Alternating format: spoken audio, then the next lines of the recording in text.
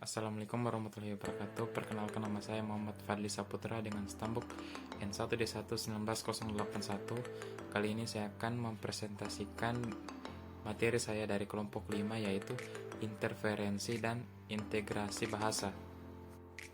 Ya, baiklah, langsung saja ke pembahasannya.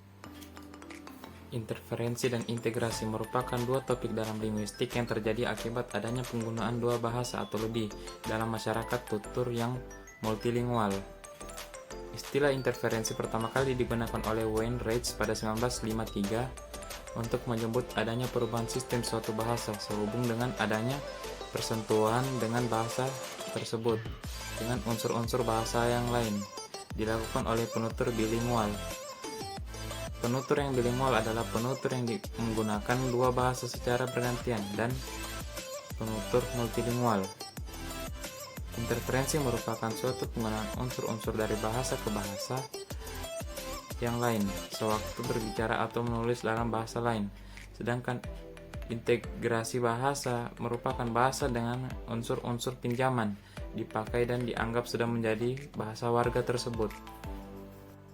Interferensi terbagi menjadi 4, yaitu interferensi fonologis, interferensi morfologis, sintaksis, interferensi semantik.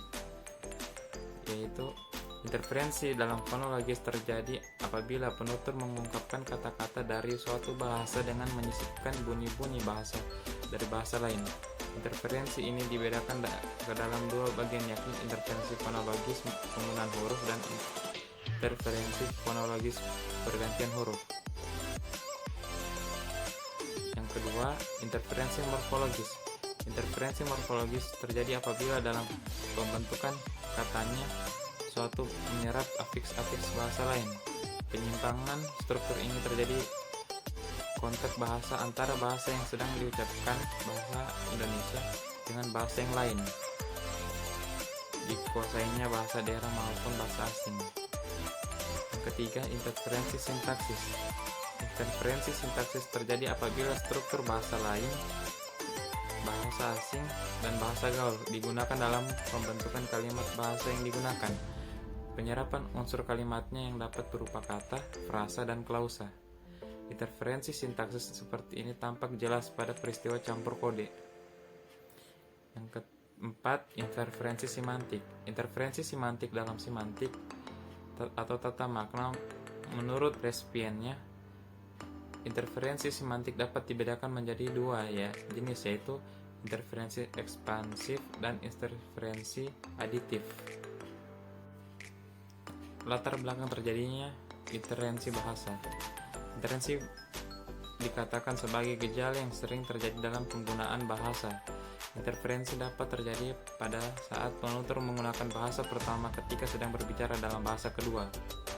Pemakaian bahasa itu pada saat berbicara dengan bahasa Indonesia mengakibatkan adanya penyimpangan struktur bahasa.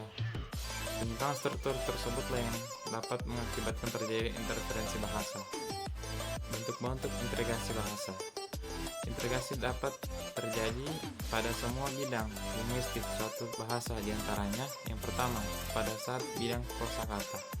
Misalnya dalam bahasa Indonesia muncul kata-kata seperti bendera, jendela, televisi, dan lain-lain yang merupakan integrasi dari bahasa asing, atau kata-kata seperti cewek, cowok, cacingan, dan sebagainya sebagai akibat peristiwa integrasi dari bahasa Indonesia.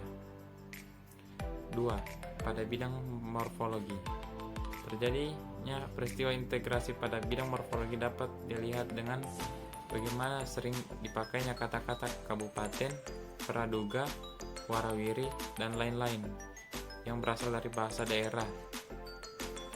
Juga kata-kata diskualifikasi, klarifikasi, dispensasi, interferensi, integrasi, dan sebagainya adalah integrasi dari bahasa asing ke dalam bahasa Indonesia. 3. Pada bidang fonologi. Pada bidang fonologi dulunya bahasa Indonesia tidak mengenal fonem F, X, dan S. Tapi kini ketiga fonem itu telah menjadi fonem bahasa Indonesia. Yang keempat, pada bidang sintaksis. Dalam bidang sintaksis saya akan memberikan contoh seperti dulunya bahasa Indonesia tidak kenal struktur pamannya si Ivan sakit, seharusnya paman si Ivan sakit, dan buku itu sudah dibeli oleh saya, seharusnya buku itu sudah saya beli. Ya seperti itu.